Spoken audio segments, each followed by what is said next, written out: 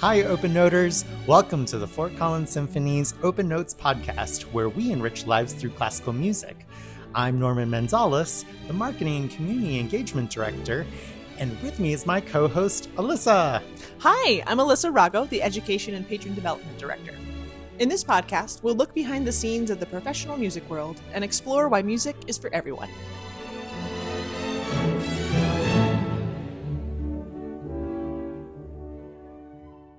Today, we're thrilled to welcome pianist Bryan Wallick. Bryan is the guest artist for Fort Collins Symphony's signature Concert 3, Spotlights in Drama and Virtuosity, where he'll perform Franz Liszt's Piano Concerto No. 2 and Totentanz on Saturday, February 7th at 7:30 p.m.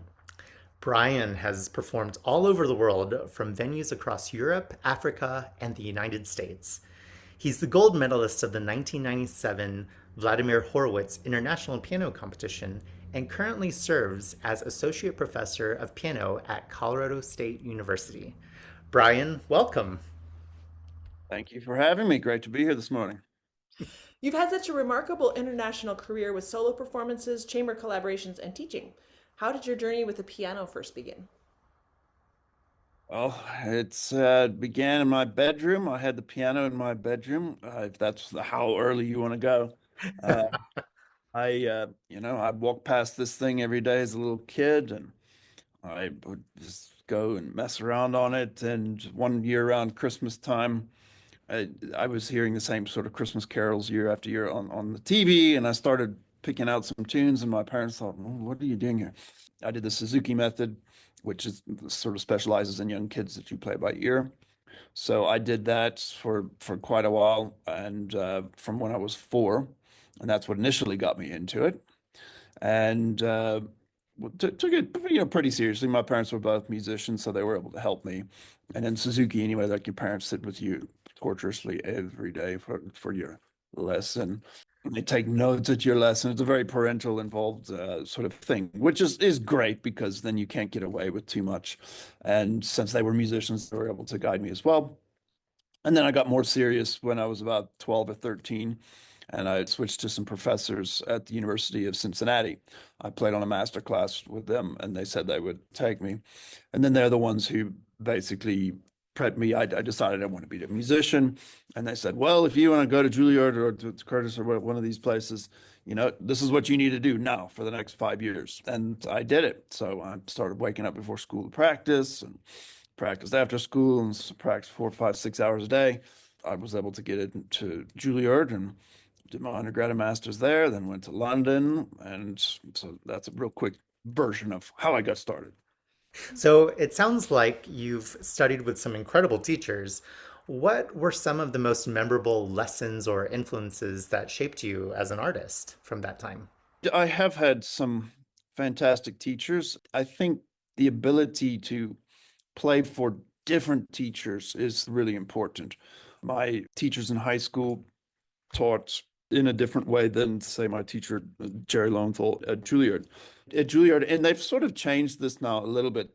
At Juilliard, I only studied with Jerry. Like, that was like all you did. Like, you weren't allowed to play for anybody else. It was you can't do that. Now it's very different. Like, now you're allowed to play for all the different people, which is fantastic. And then when I went to London, I had my main teacher there, but he was gone a lot, and I was able to play for 3 or 4 other really wonderful professors that were sort of visiting there at the Royal Academy. And when you have 4 or 5 different people telling you the same thing in a slightly different way, eventually one of those ways really connects with a way that they can demonstrate. And I've always played played for teachers who were very good pianists themselves. So just the demonstration that they could just sit down and basically fake the stuff better than you have practiced it all week, just to be inspired by that sound and is really wonderful. So, and also they all had a very big emphasis on how we sing at the piano, because it's such a mechanical instrument. And, it's not a voice, it's not a violin with a bow. We can't sustain anything. So the way that they always guided everything towards how can this sing? How can this have life with this very mechanical down and up levers, and make music come alive from a very sort of vertical instrument? How does music come out of this instrument instead of being beaten down into it. So those are some of the big lessons that I try to then impart to my students, that we try to play the piano up, like to pull the music out of the piano so that we're not just beating it down into the piano. I'm personally very curious. Did you ever have any teachers that had conflicting ideas or thoughts? Yeah, yeah, yeah. And and part of being a student is taking that, and I try to tell this to my students as well. It's like, I'm going to have this ideas about this piece, but and I kind of try to specify, like, this is definitely right. Like, you can't mess with this, but these are my opinions about the way I would do this or that or the other thing.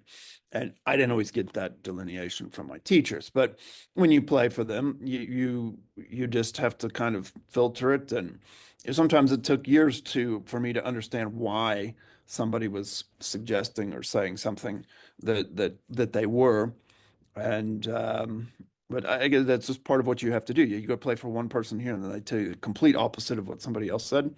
And I think maybe what it teaches you is that, we're doing music. It's not a sport. It's not a science in a certain way. So there are many ways to do things.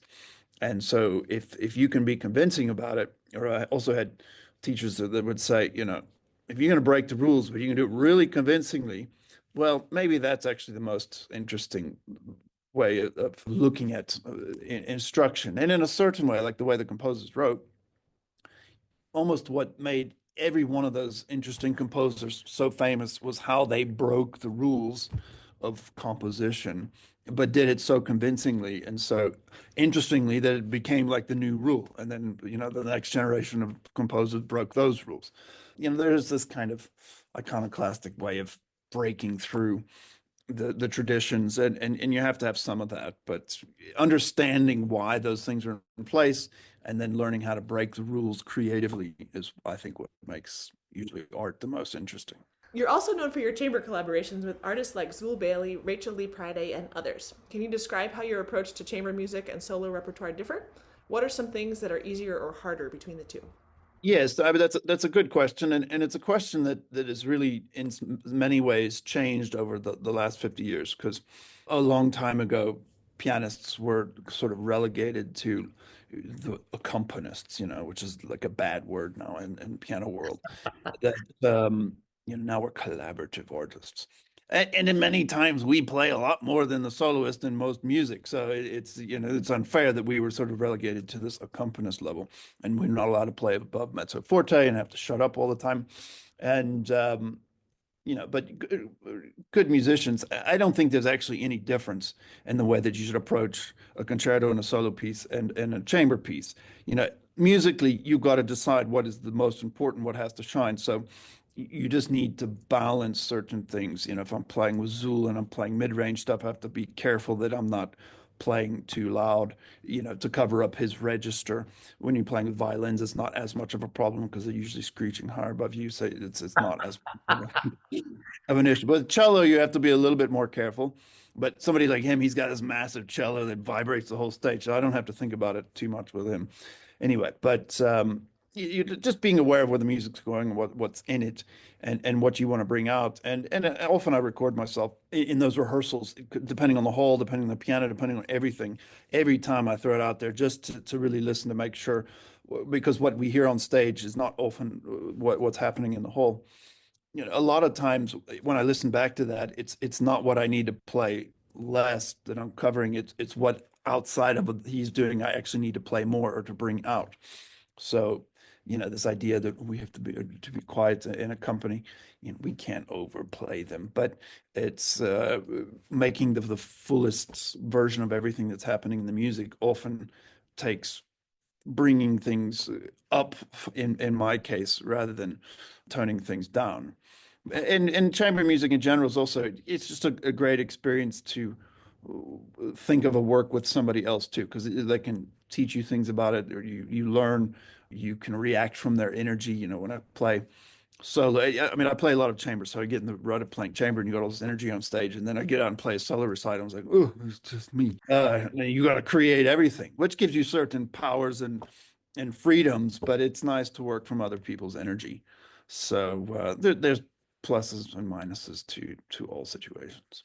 I would completely agree with that. Alyssa and I recently performed on our inaugural chamber series for Fort Collins, and there is something very special about getting to work with other musicians when each of you have an equal voice in what is being put out there for a particular work. Yeah, and I mean, and every bit of music has those equal voicings in different parts. So, I mean, this typical question when you play with an orchestra is, who's leading it? Is it the conductor or is it me? And the question is both. Like it depends on where the music is. Like in some places, the soloist needs to lead. In other places, the conductor needs to lead because the orchestra is actually driving things. These are all musician ideas that we have to figure out. Well, it's interesting to hear, a pianist perspective as well, because you have an instrument where you can do all of it. Like you can do middle voices, harmony, melodies, all of that. So technically, you don't need the other things all the time, but being able to sort of switch those roles from chamber to orchestral to completely solo. Um, We have to be able to interact in those ways, like in our own head, just to manage multiple things at once. And I try to think of everything that I'm playing as almost as if it is a chamber piece, because we've got our accompaniment, we've got our soloists, we've got our full orchestra stuff, we've got soloists or duets, and the more you think of those independently as their own voices, the more we get out of just pushing down notes on the piano. So let's talk about the works you'll be performing with the Fort Collins Symphony, Liszt's Piano Concerto Number 2 and Totentanz. They're both very virtuosic pieces. What draws you to Liszt's music, and could you give us a quick background of Liszt? Sure. Yeah, I've been playing a lot of Liszt recently. I've just recorded an album which will be coming out in the spring of all Liszt solo piano music. So I've been in the world of Liszt for a little bit, so that's why it's great that we can do this Liszt concert. Yeah, he was an innovative pianist. He comes around right about the time the piano becomes the full piano that we have today. So he's got the steel frame. He's able to really maximize the double escapement, which allows much faster playing to be done and to harness the power of the instrument. So he really can create sort of an orchestral presence with piano music. He himself was super famous. He toured all over. He was one of the first rock star musicians that was really worshipped throughout Europe by most people, but then hated by most composers because he was so rich and so famous that everybody was sort of jealous of what he was doing. And he was a super guy. I mean, he had a big heart for everybody. He helped anybody that he could. He taught gazillions of students for free. He didn't need money. Even if he did, he probably wouldn't have taken it. So he was a generous person all around because he was so famous as a performer and he was so good with that. And his earlier stuff, he did write some, I don't say cheesy thing, but music that was basically meant to show off the piano in kind of a virtuosic show off way. You can play it like that, or you could if it has a sort of a musical austerity, which I think is behind all of this music, it can just be amazing on its own level without just being there to be, to show off.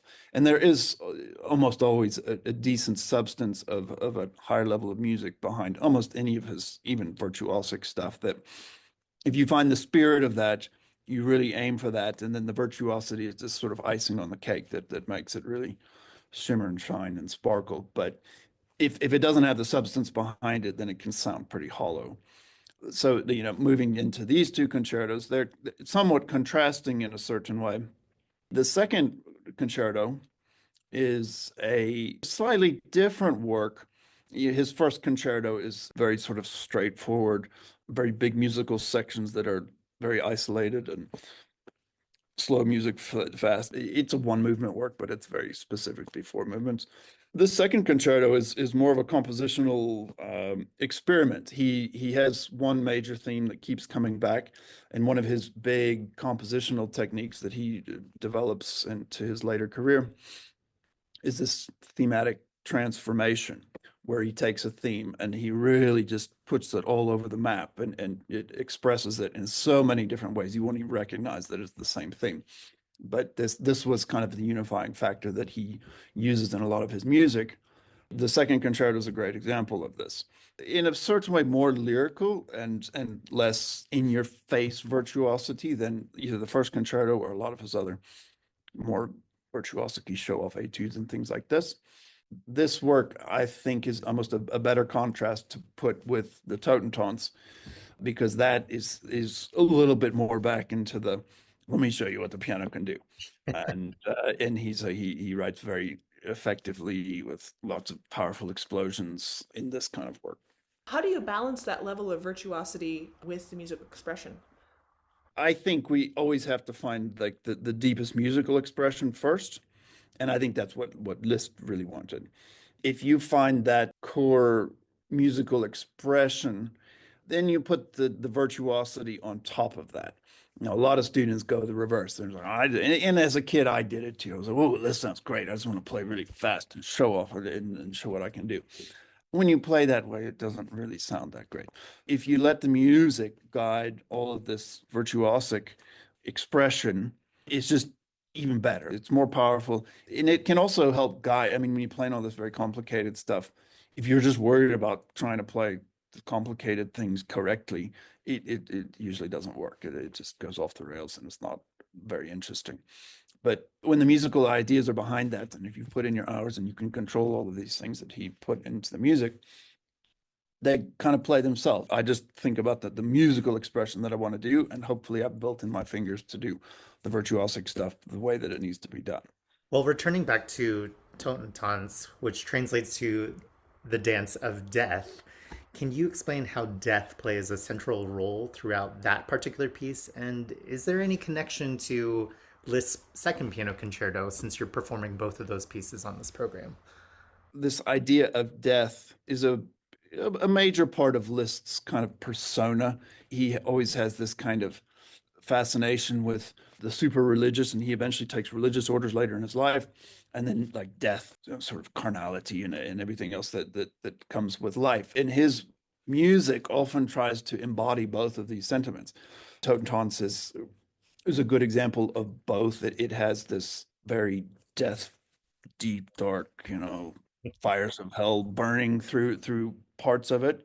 I'm playing the Liszt Sonata as well, which is another big piece in this kind of multi-layer of death, then religiosity, going from heaven to hell.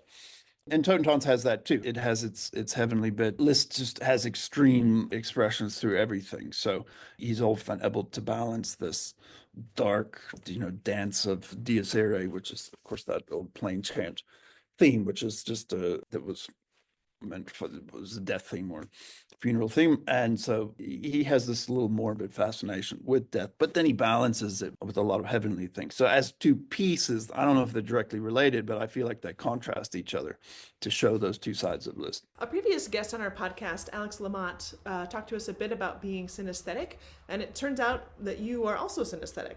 Is that correct? Yes, that is right. Could you tell us a little bit about your synesthetic experiences and how they affect your music making? Sure. Yeah. So people have synesthesia in different ways, and synesthesia is basically just a double sensation. It's like with sensation, synesthesia. Anesthesia is like without sensation. So you go to the doctor and have anesthesia, you have no sensation. With synesthesia is with double sensation. So when I hear a pitch, and mine is pitch centered. So when I hear pitches, for me, I've got perfect pitch, but with that, like, C is white, D is yellow, E is green, F is gray, G is red. And so these colors come at me sort of in a peripheral sort of experience, but it's just been a part of my life, since I realized that I had this color association when I was about 5 or 6. I thought everybody that had perfect pitch had this color sensation with it, because that's how I'd associate. I was like, oh, that's red. Oh, this is green. Oh, that's brown. I met a kid at a summer camp who also had it, but his colors were all different. And so we would have arguments over what color E flat was. And, I just thought we were both crazy. Then when I went to Juilliard and I realized that this is actually a real phenomenon that brain scientists have been studying for years, that there's a reason, this double synapse in the brain gets associated early in life. So everybody's colors are different, and they're kind of based on experience in life. Why my colors got established that way, I'm not sure. They get sort of programmed into your brain very early on, and then you get that double sensation as you listen to it. When I would go to lessons and, your teachers was like, oh, here, we need to find another color, for this passage. I was like, well, of course it's another color. It's, this is red. This one's green, this one's red. All these personal colors of things that will come at me in a piece. Maybe it helps with memory, or, I can understand the music in a color context versus just notes on the page context. It's an interesting personal experience that adds to my version of music. I have a question. Does it seem like now, when you experiment with colors, particularly when it's associated with a certain note, like G being red, are you able to now have maybe different shades of red, or completely think of G as being a totally different color? Well, it gets a little complicated because a lot of times the color or the shading of things is affected by the other notes, like especially like in a triad. So I mean, most of the music that we play, I grew up listening to is triadic. So a lot of times, like if I'm playing, let's say in D major, D for me is yellow, and I pick D because the third is very important. For me, F is gray and F sharp is like bright orange. So like the difference between D minor and D major for me, color wise, is very different than some other keys where the color doesn't really change that much. Like C major is white, green, and red, but E and E flat is like a bright green versus like a dark green. So like the major minor thing isn't so obvious as like an F being gray and F sharp being bright orange. So certain keys have bigger color swings associated with them. And then that third can often affect the color of what I'm playing. And so if I'm playing in D major, the yellow's a lot brighter because I've got that F sharp always twinging in there with the bright orange that makes it brighter versus playing in D minor where I've got the grays sitting in there, and it's like it's still yellow, but it's just not, it doesn't have the other colors bouncing from it. This is so fascinating. Another question that I'm having thinking about this, you mentioned that C major is red, green, and white. Are there other like sort of external emotional, like that, to me those are Christmas colors. Like does external color, the emotional content of colors, impact how you experience it musically, or is it totally separate? Yeah, I would say that there's probably some sort of overlap with that. For me, I mean, C major, because I've got the white, that's not as Christmassy, but like E major for me, I've got like a brighter red for the G sharp with the bright green of the E. So like for me, E major is like Christmas color. If I hear like a Christmas tune in E major, I'm like, ooh, Okay. it has like a special, I Yeah. don't know, sound because it's the colors of Christmas. But the colors are pretty set. Like I can't say that the colors I don't think have such an emotional content. Like the emotional content of the music is going to speak out more than the colors. In 2006, you were awarded a grant to do a project with the Scottsdale Center for the Performing Arts, exploring your synesthetic experiences by projecting color mappings in real time during the performance. Could you tell us a little bit more about that project? Yeah, that was an experiment to, I played some pieces of Rachmaninoff. I basically built a bunch of slides that sort of had the colors and the pictures on them, and then they blended into each other, and somebody kind of just moved the slideshow, which was somewhat timed between the way the slides would move one into the other, that would show what happens, I don't know, in my mind. I had to project it on a screen, which turned out to be a little bit difficult because I had to make the whole very dark, and the screen didn't have like this really bright peripheral experience.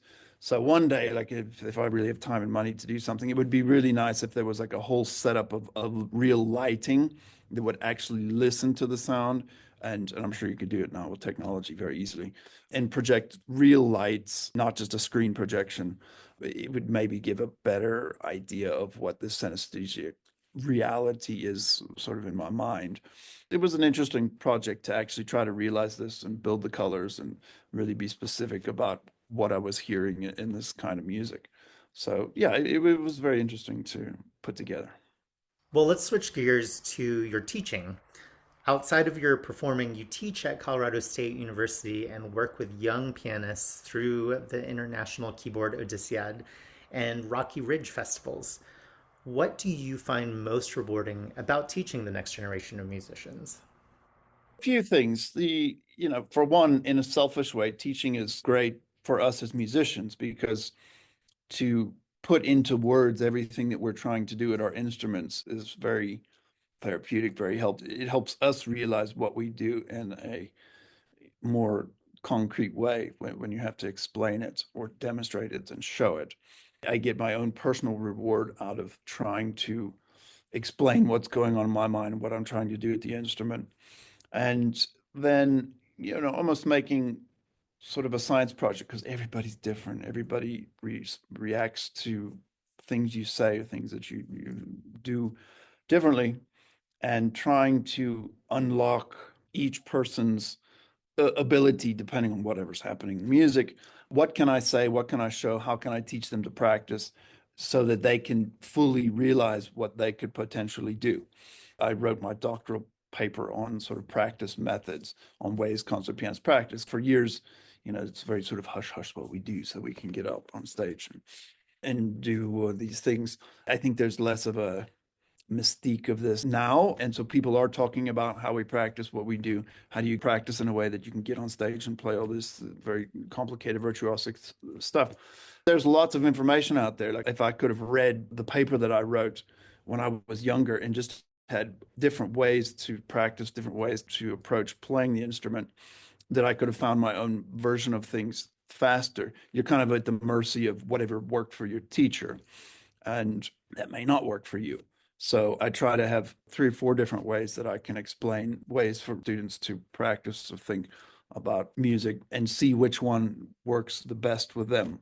How do they respond to this? Also issues with like memory and that, how we memorize music, especially as pianists, since we play from memory a lot. What are the best ways to practice or think about memory and how to practice in kind of weird ways that are not necessarily sounding like performances, but that just really reinforce everything that you need to do to keep your memory sharp so you're not having memory slips all over the place. Those are all interesting issues to work with students. The most magical moment is probably when they're struggling with something and then you show them how to think about it or you show them how to do it and then they can just do it and you see the light bulb go on and they just, oh, this is how we do it. So it's very gratifying. It's a wonderful experience and I learn from it, they learn from it, and it's a wonderful experience. As a teacher myself, I completely empathize with that whole sentiment because it is really amazing when you have a student, particularly when they're struggling with something such as memory or just can't play a certain passage. And after a couple of lessons, they have that moment where they break through and can do it. It's an undescribable joy. It's amazing. And I don't know how many other professions that have that kind of experience to like normal day jobs and things like that you can see that growth or at least the growth really comes across like in a beautiful way. I mean, maybe you learn how to do something at a corporate office, but nobody really. I think that one-on-one dynamic between teacher and student is somewhat unique to classical music. Exactly. Like, I mean, we have to work one-on-one with somebody. You can't learn in a classroom setting. And almost anything else you do, you could almost do that. So yeah, there's a very personal dynamic and that has to be fostered. And then, your students have to trust you and hopefully you can trust them to a certain level. So yeah, it's unique. Well, Brian, this has been so much fun getting to chat with you and talk to you and learn more about your experience and the pieces that you will be performing with the Fort Collins Symphony. But before we end, can we have a little fun and do a rapid fire question round with you? Let's do it. Sure. So just say the first thing that comes to mind. Are you ready? I hope so. Favorite piece for piano? Oh, probably Brahms' second piano concerto. If you weren't a musician, what would you be doing?